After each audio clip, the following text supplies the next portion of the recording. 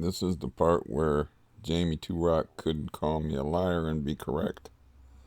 'Cause I said wasn't going to be on here for a while, but I thought I'd let you know how I was doing. Because frankly, I was listening to a book, bored, just bored.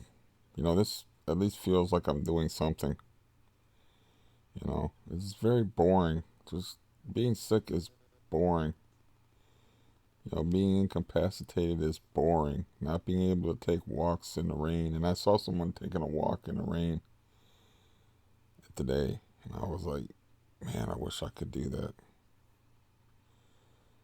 And, yeah. I also feel kind of feverish, which they say is normal after having oral surgery. But, first, a little show and tell.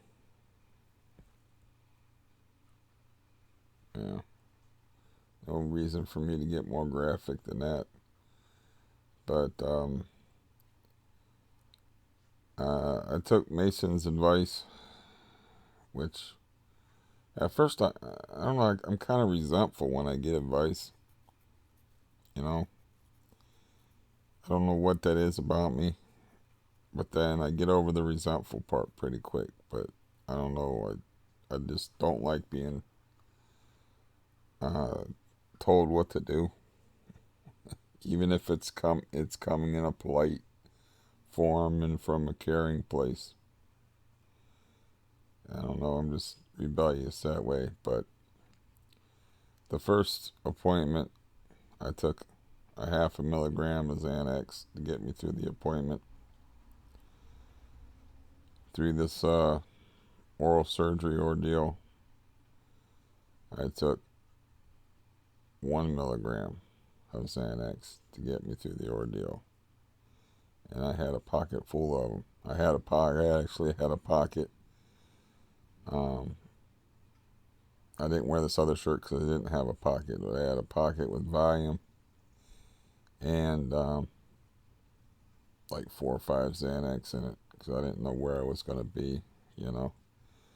And I noticed when I was getting cleaned up that my hands was actually like this due to the anxiety level that I had.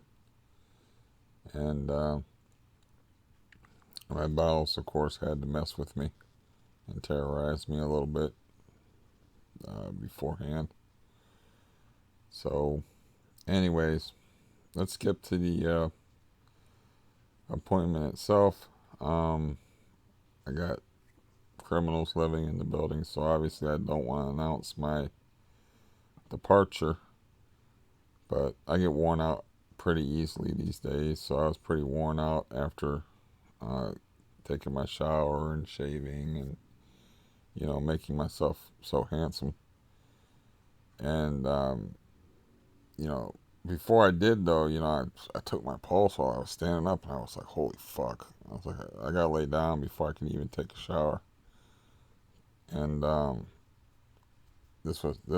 appointment was for like, well, it wasn't for like, it was 1:50. So this was around 10 o'clock, and I'm like, man, I gotta chill the fuck out.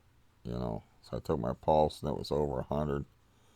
Took a blood pressure pill and got it around 88 or something like that.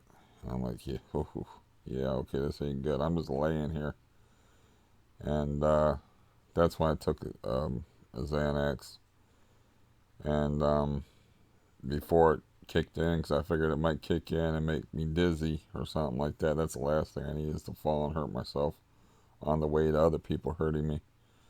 So I had my shower, and before the Xanax could kick in, and got out of there. Man, I did eat a little bit in the morning. I ate some bagels and some cream cheese, about a bagel and a half. And of course, I had planned on eating a heavy meal before getting what was supposed to be 4 teeth taken out of my head, because I knew I was going to be starving and not be able to eat after it was over, and after all the stress was out of my system. But of course, my bowels were being tricky with me, and plus, got no appetite when under that much stress. And I'm like, I'm not eating. And I'll live off my fat. So, um, anyways, uh, it worked out pretty perfectly as far as when they got here. I just, you know, just went outside because I was like, it's too hot in here. I don't know what. I just went outside and the guy was already walking up the ramp to meet me. So, but he got me there like 20 minutes early for an appointment. So he got me there at 1:30.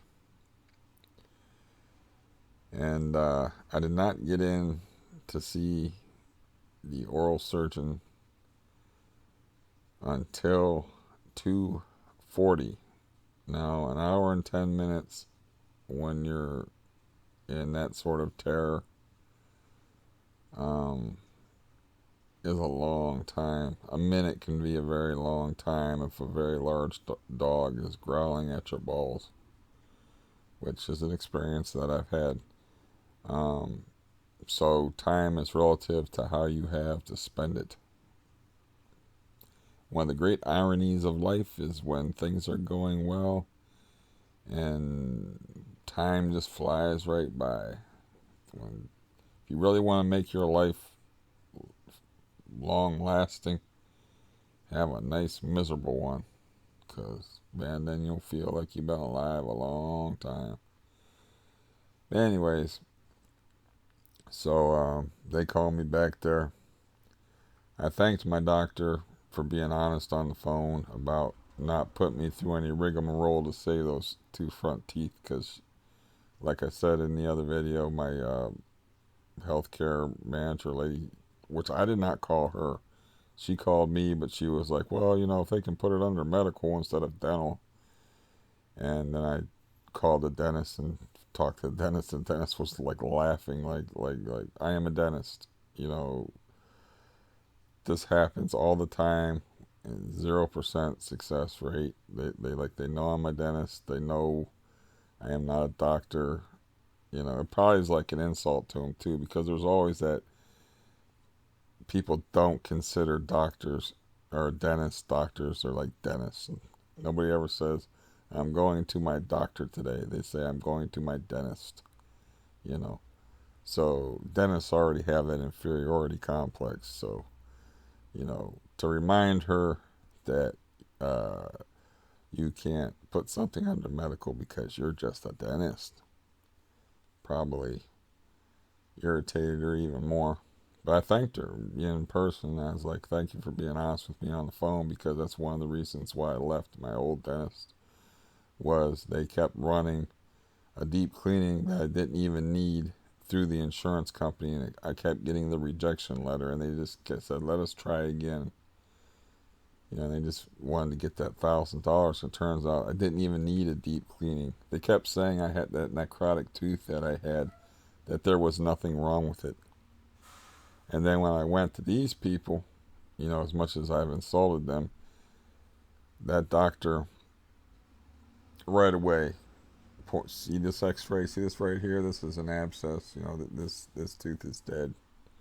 You got a necrotic tooth, and I'm like, right then, if the place was empty and I had some gasoline and a plastic bottle and a rag and a lighter, man, I would want to be right at the old dentist, throwing it through their window.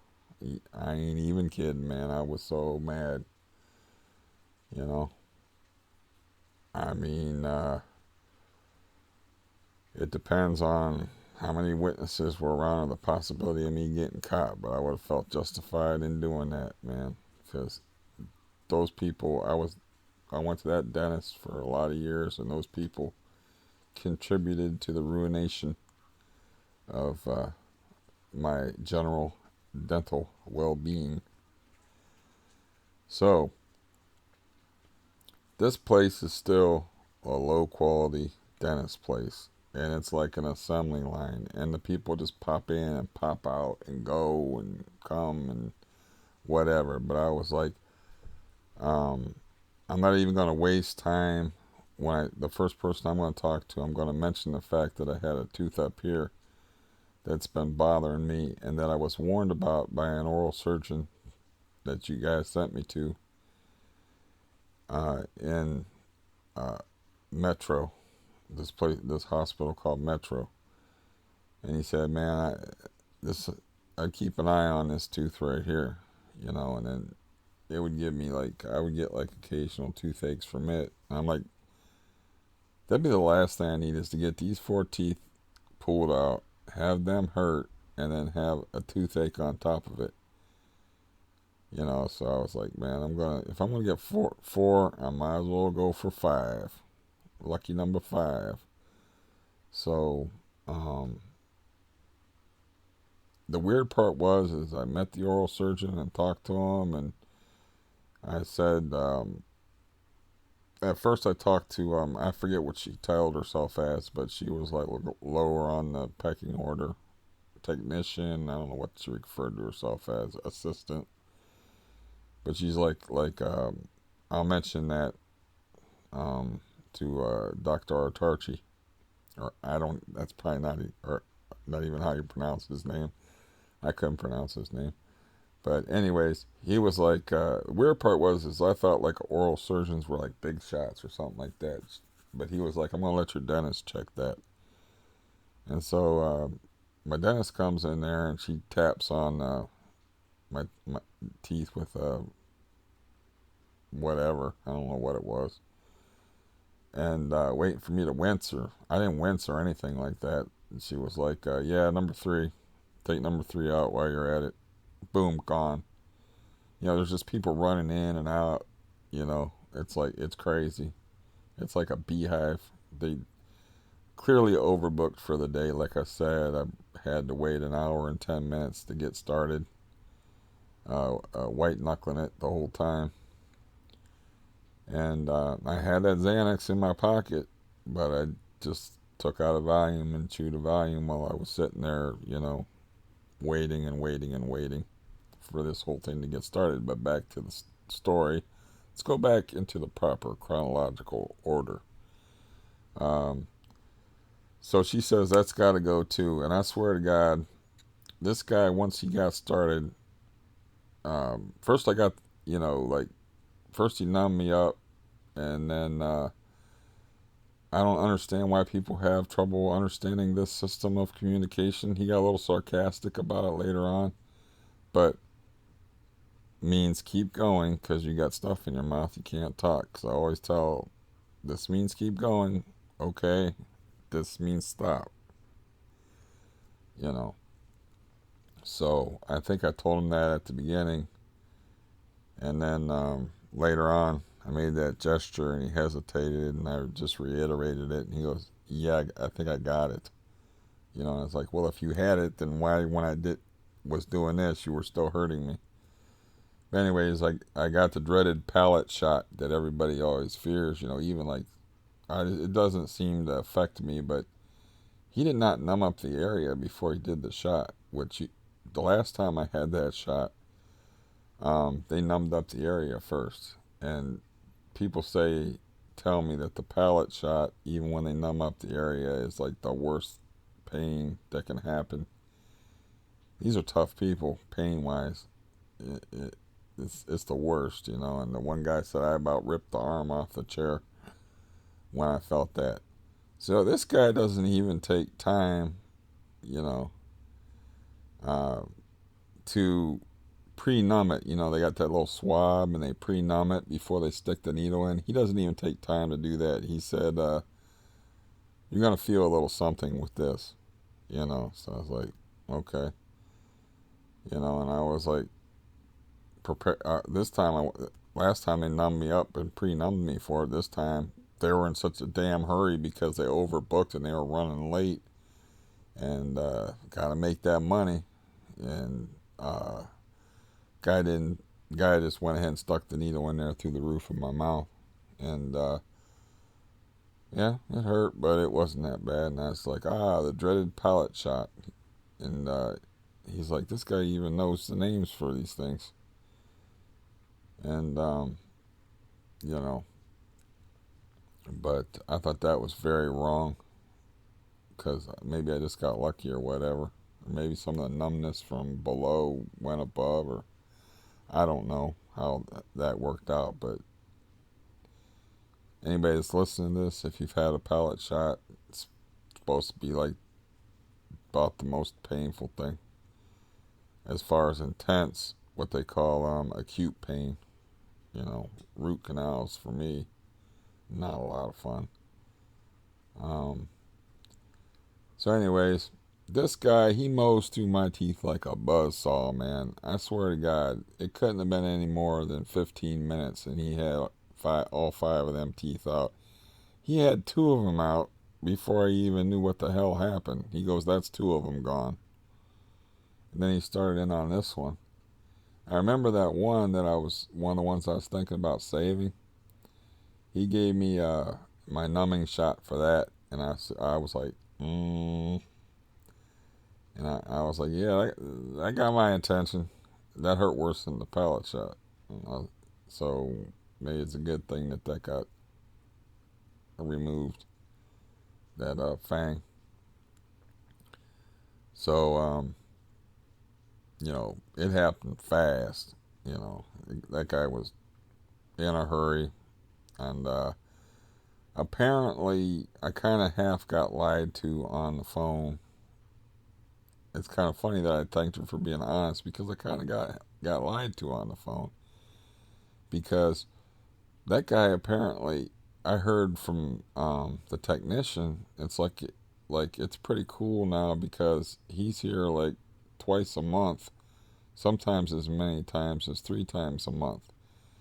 And the dentist on the phone that I thanked was like, yeah, I said I should probably take advantage of the opportunity while I got an oral surgeon there, because I asked if he was on staff or if something along those lines, if basically if like he worked there all the time, and she was like, no.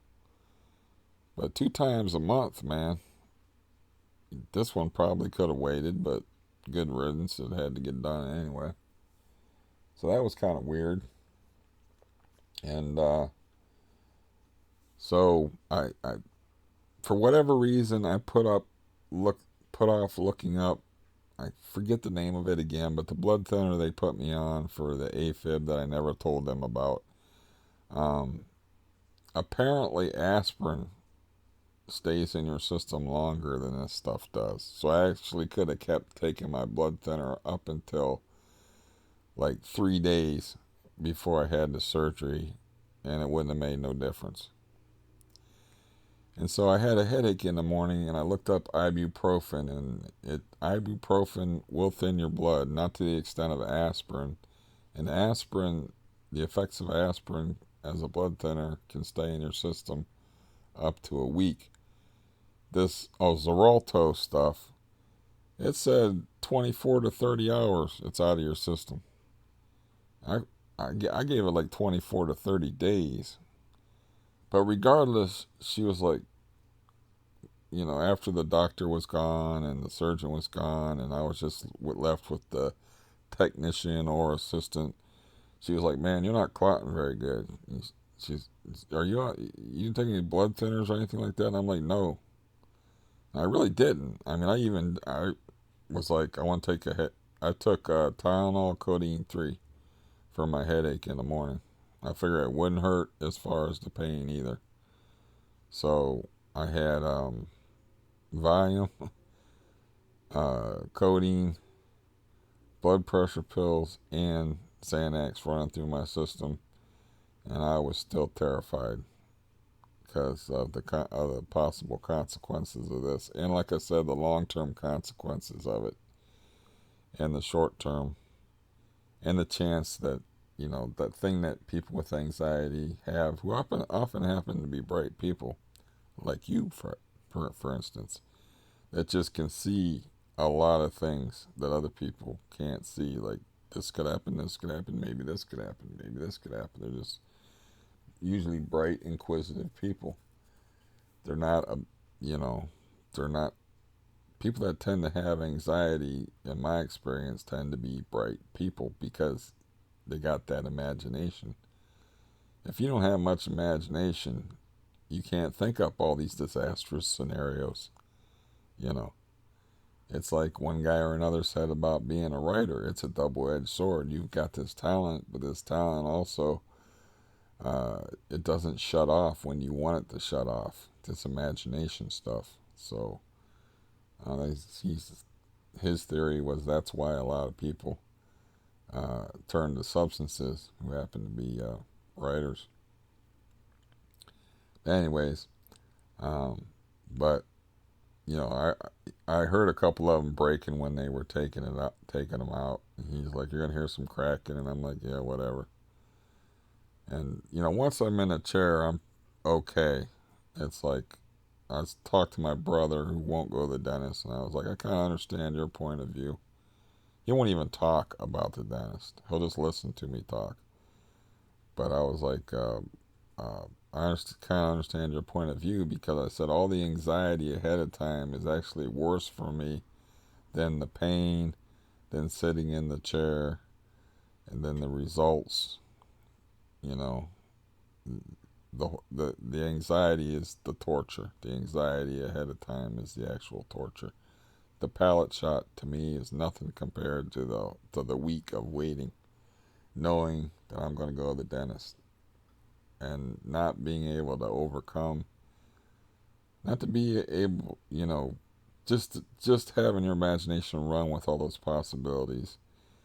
And another thing interesting about it is like, I got 20 antibiotic pills from a nurse practitioner at my doctor's for, I forget the date, but it was for my first appointment on the 23rd to see the dentist because I figured that they would be pulling something that day. So I was taking antibiotics. I was like, they usually give you antibiotic, send you home, and then tell you to come back in 3 or 4 days, anyways.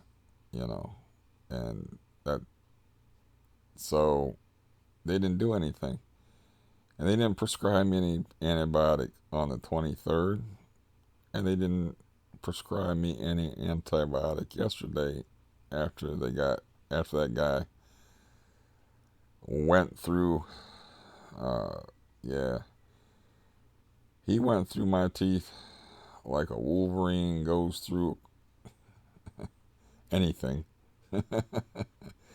The Blackfeet Indian, uh, they just call Wolverine the glutton. They just call them gluttons. But that guy, he just, I'm telling you, I'm not even exaggerating, man. 3 minutes a tooth. I'm talking 15 minutes for 5 teeth. So, um, I come home from that. Oh yeah, and he's like, take ibuprofen for it. I'm like, I just read in the morning ibuprofen was a blood thinner and didn't take ibuprofen for it. I'm like, here we go. This is what I expected.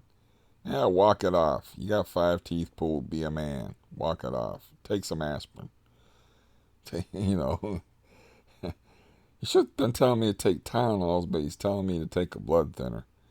And I got my mouth all gauzed up, and the technician or assistant is looking at it, and she's like, "You're not clotting very well. Are you on any blood thinners?" And I said, "Absolutely not."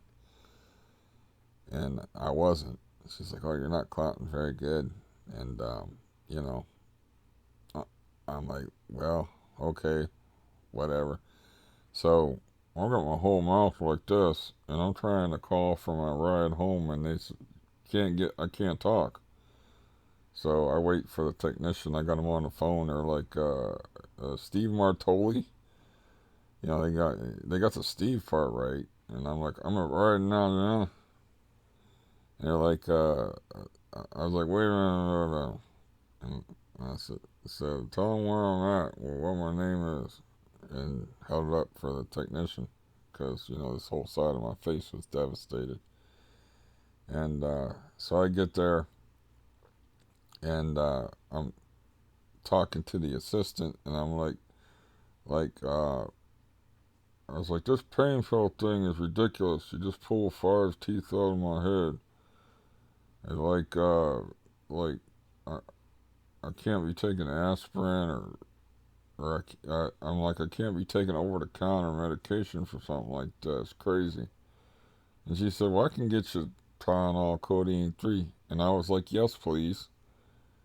You know, the guy's telling me to take a blood thinner, the surgeon. So I was like, yes, please. So I got a prescription for 8 of them. I'm still going to talk like this. Because someday I may ask you for a favor. And on that day, you better deliver. So, anyways, I go home and they were waiting right outside for me already. You know, that's what I find out when they finally know that it's not Steve Martoli waiting for the ride. All your drivers like parked out there waiting for you. So literally, all I had to do was walk out and walk into a car, which was cool. It's a driver I had before, and you know me, I can't keep my mouth shut. So I'm talking, and I got like paper towels, and I'm bleeding and stuff, and I'm trying to talk, you know, as best I can. A little bit of a drive, and you know, I get home, and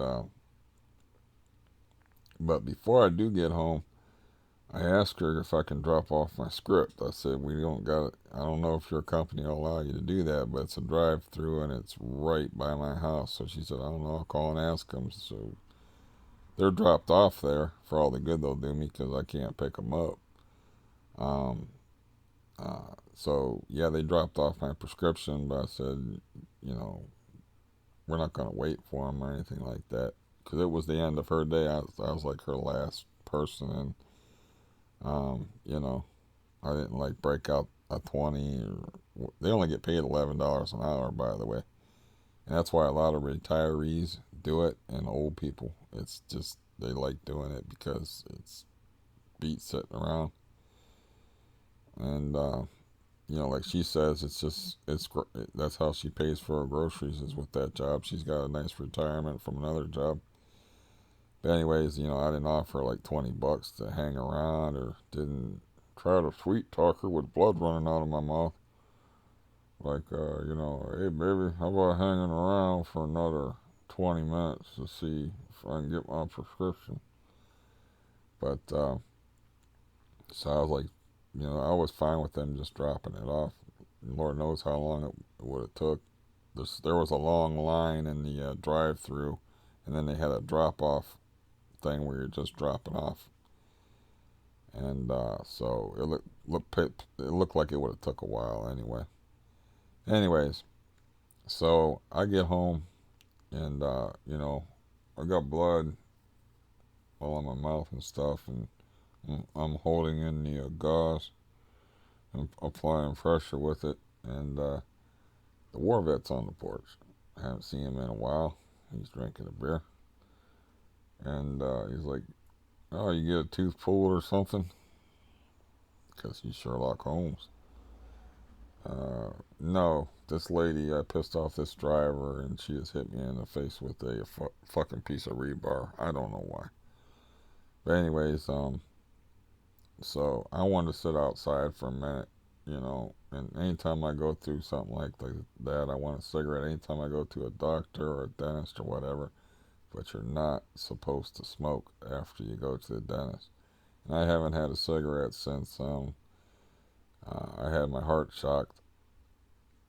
Well, actually, since the 11th of September, I hadn't had a cigarette. So I said, how about one of those? And he was like, are you sure that's such a good idea? And I said, it sounds like a good idea to me. And he, I made sure everything was all clogged up and had to and smoked out of the one side of my mouth and sat out there, and I couldn't talk much, but had brief conversations where I would get his attention by tapping on the table, like the guy in Breaking Bad who had the bell. and then say something short. I found out he had a job, and the lady came out there with the dog upstairs, and dog remembered me. And I was patting its butt and everything, and it was like all friendly, and it didn't want me to stop petting it. It just didn't remember me the other day. Maybe I didn't smell like a cigarette.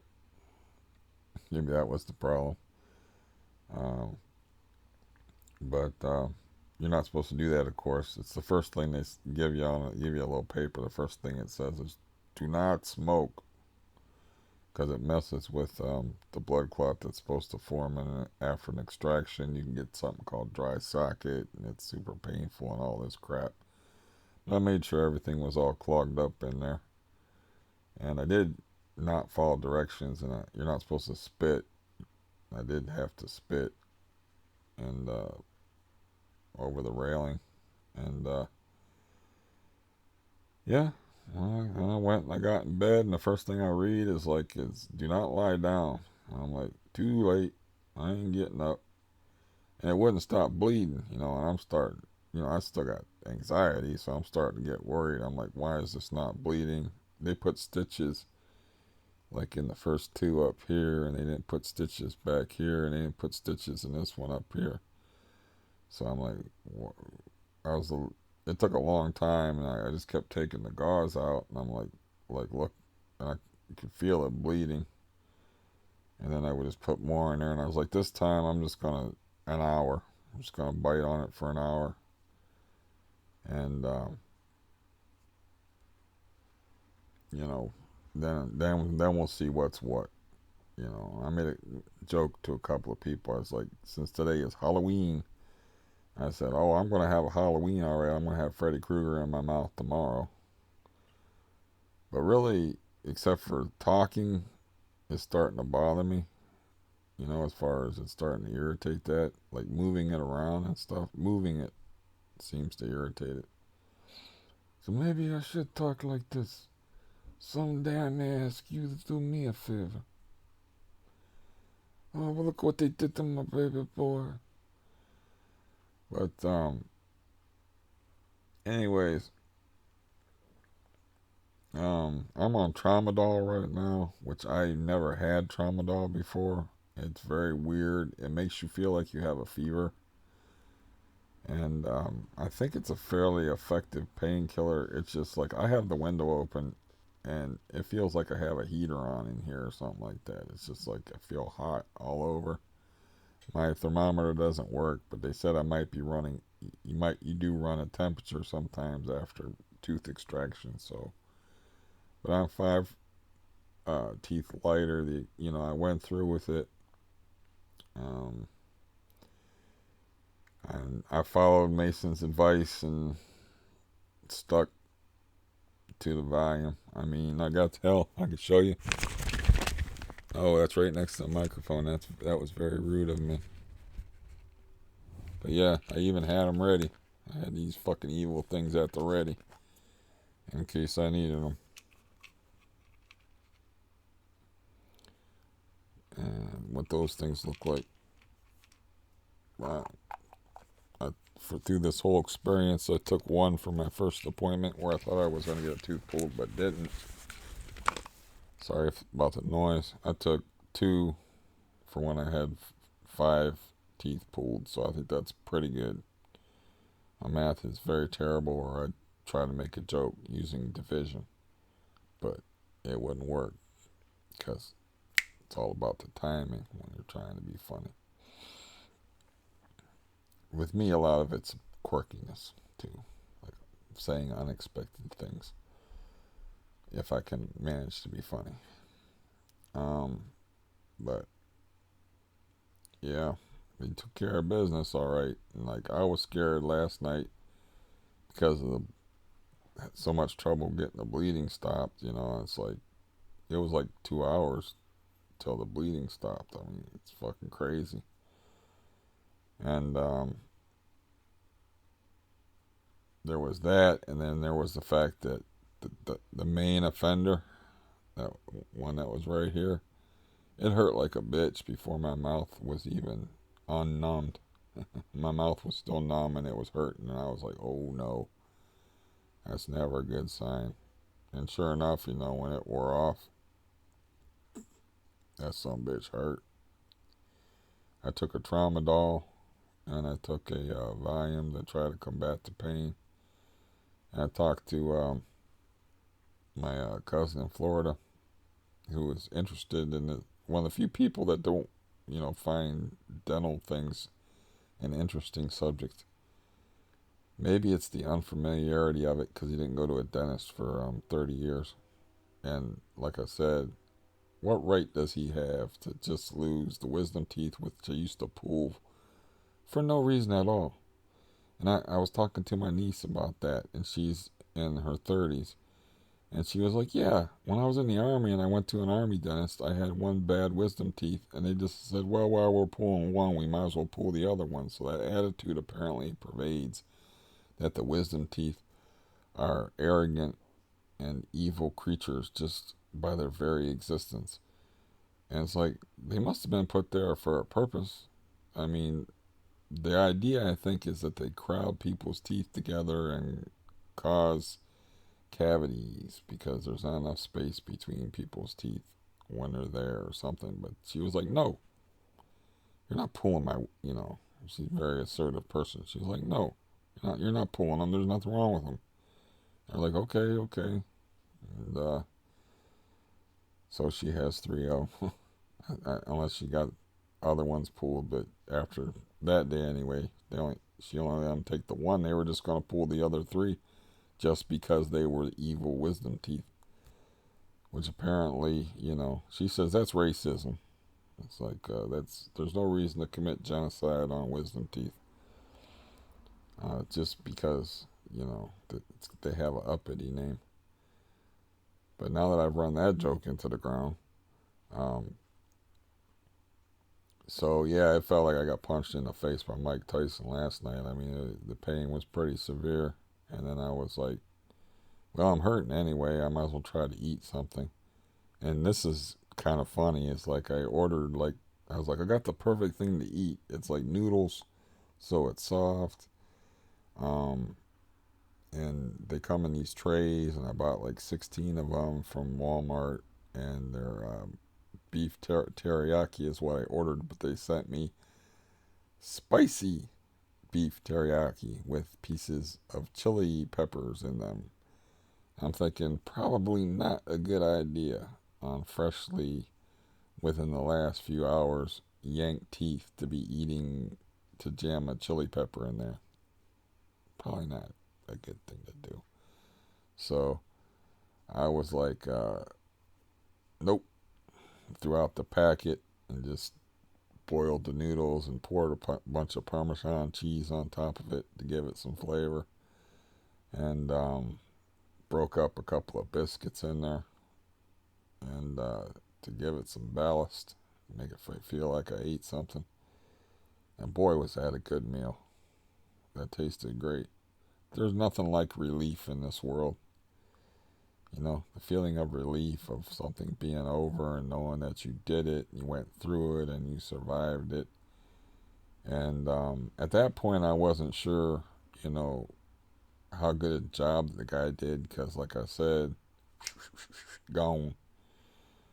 And it was hurting like a bastard. But I was looking at my face and I was like, I don't know if you can see, but I was like, I don't even seem to have much swelling. That's 4 teeth pulled right in a row right here, one up here. And I was like, I don't seem to have much swelling. I got some pain in there today, but not like last night or anything. So yeah. And as far as the way it feels when I bite, it feels weird, of course, but it's nothing I can't get used to. My teeth meet together at some point.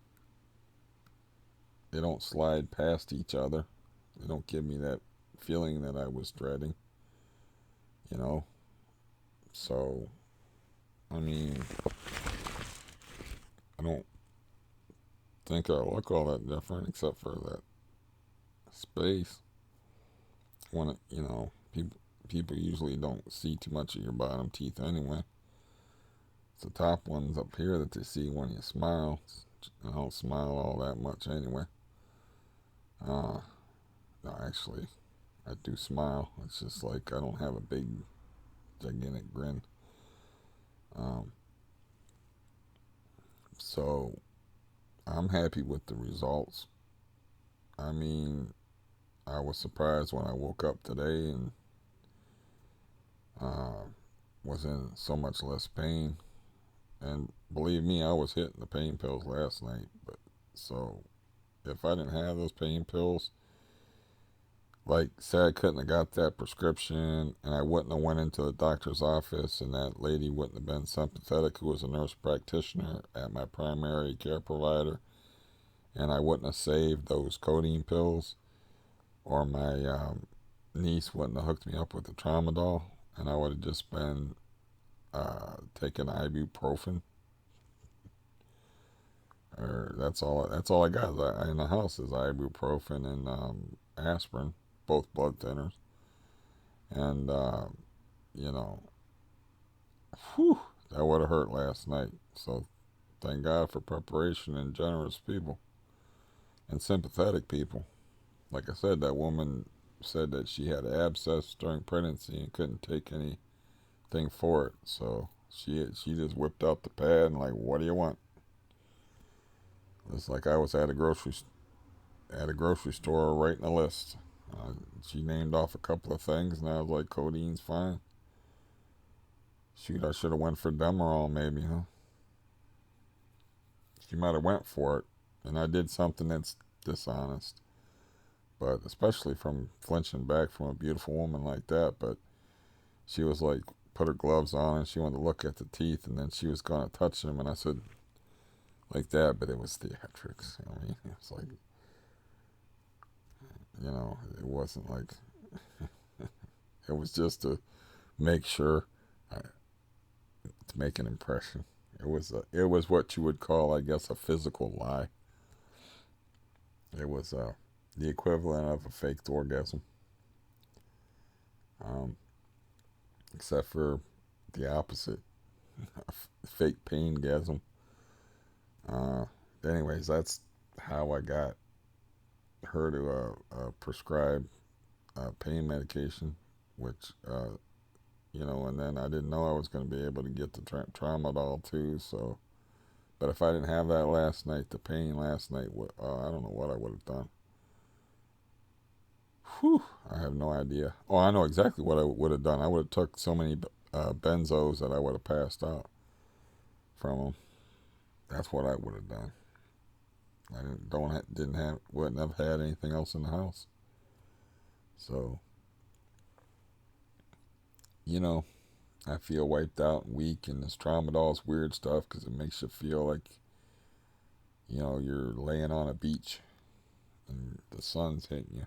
I mean, that's what's making me feel like. It's like I got the window open and it's 30, and it's not 30.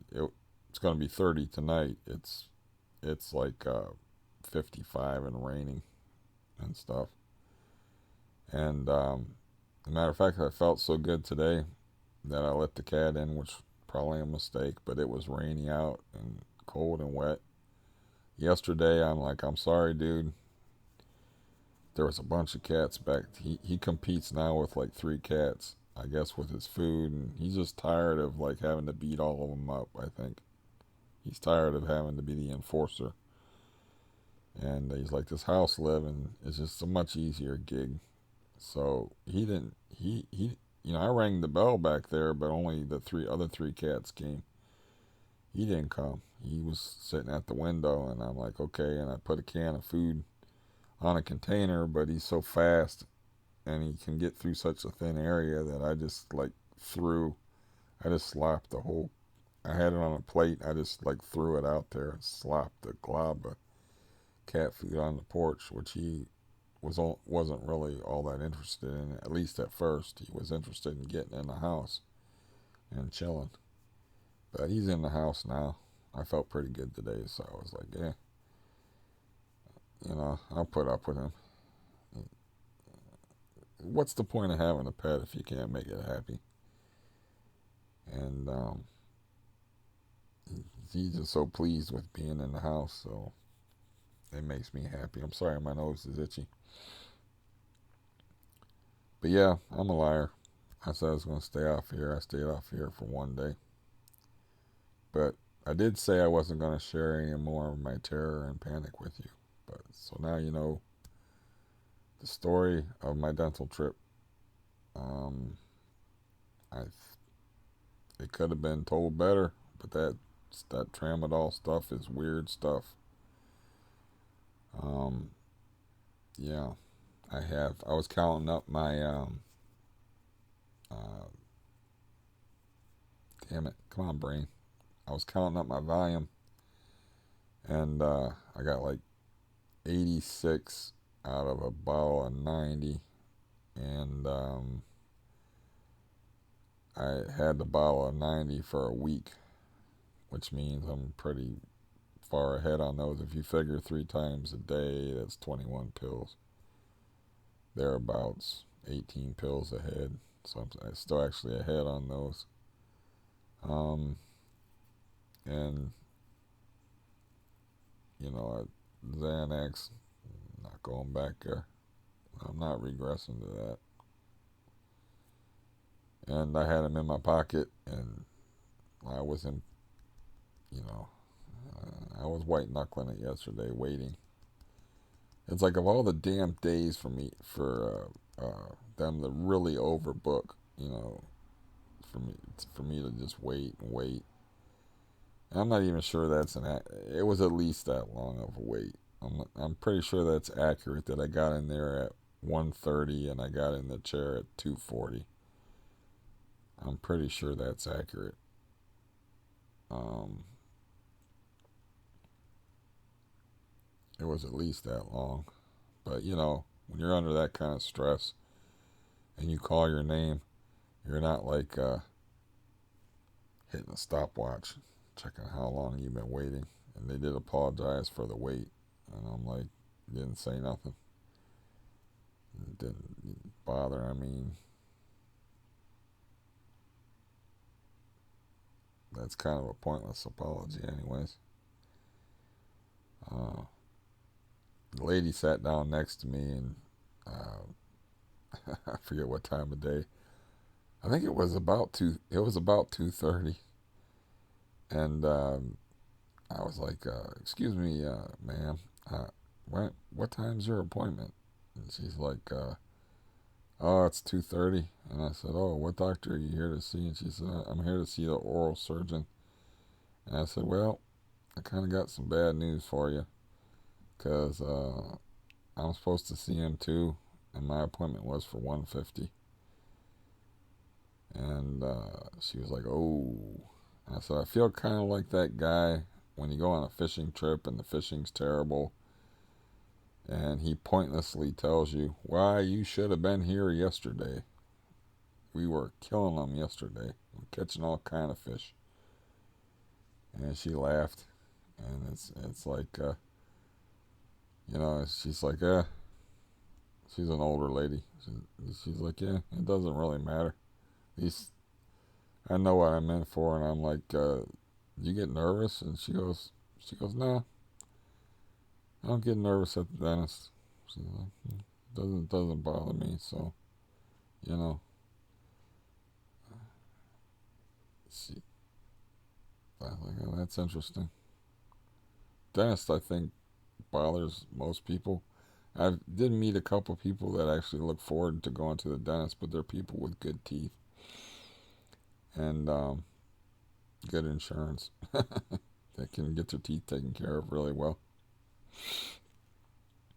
Um, but yeah, mm, so that's my update. Let's see how long. 50 minutes. I need to make 50-minute video out of that for you. I'm definitely bored. My nose is very itchy, and I'm bored, but I'm not sharp enough to do anything productive. I was very worried about falling on this tramadol stuff too, so I was very careful when I was getting up, letting the cat in, I was looking through some of my football cards. I was very careful carrying those, and uh,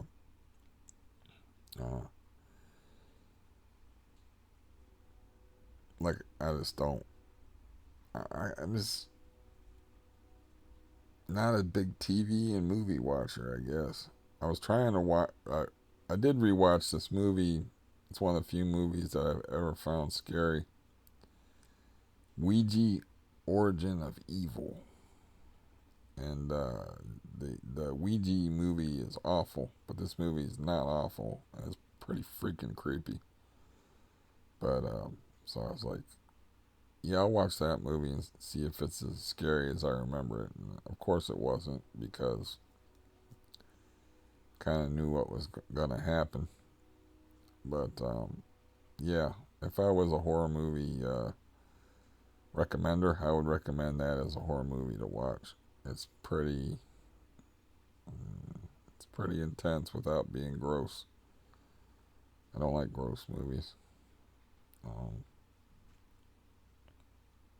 yeah, the plot's a little weird to it too. The plot's a little strange. Um, the resolution to it's a little It's interesting. I'm not sure it makes any sense, but it's definitely an effective horror movie. Not too bad.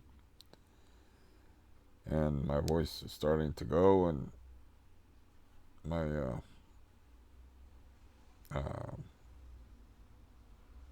whatever they did to my face, which I'm not going to be nasty or nothing uh, to you, and I can feel the stitches that are supposed to dissolve. Very, very annoying. And but I'm happy with the results. I mean, I felt once they gave that shot to my incisor on the bottom here, and it hurt like Billy be damned. I was like, man, I was cool with the whole idea of like not trying to save them, not spending $2 grand on those two front teeth. I got this place called Mayfield Manor. I might have to get on a waiting list too. That's like I said, really close to my brother's house. My brother's a very difficult person to get along with, but um, he's also got many, many good qualities. And I see my old neighborhood. Mm.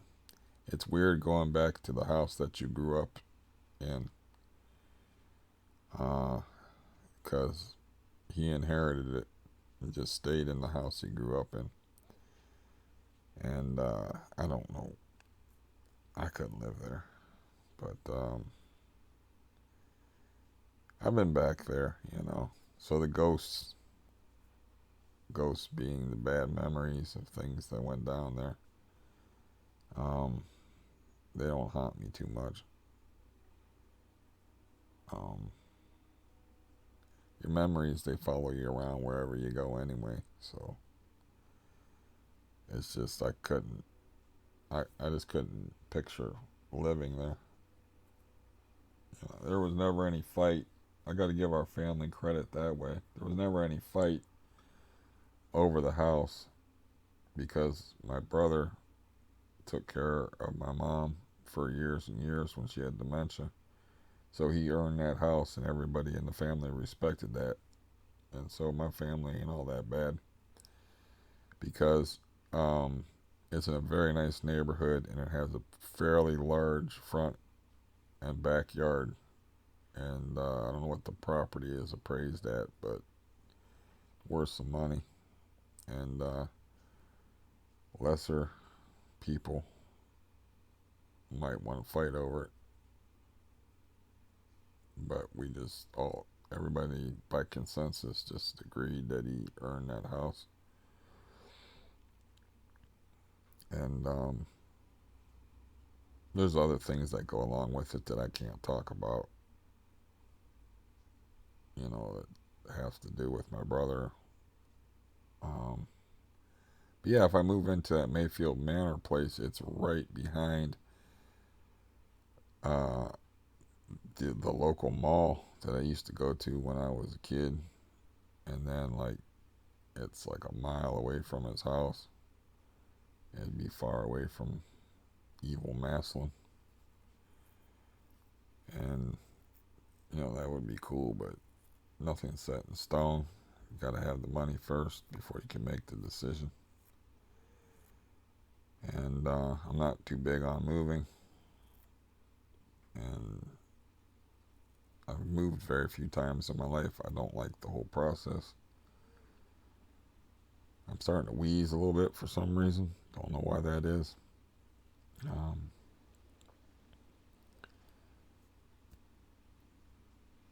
but like I said, I'm a big fat liar. I said I was going to leave y'all alone for a while, but I did not. So shame on me. I was thinking about trying to learn how to sing this one song by John Lee Hooker um, called It Serves Me Right to Suffer. But I'm not going to even butcher it right now. But yeah, maybe I'll leave a link to it or whatever. But I was like writing down the lyrics to it for something to do in my insane boredom. And yeah, I don't know if I can pull that one off or not. But I'm not gonna even try to sing right now. Which I'm sure many of you were breathing a sigh of relief. Uh, Serves me right to suffer. Serves me right to be alone. I'll put the link to it in the thing if you want to give it a listen.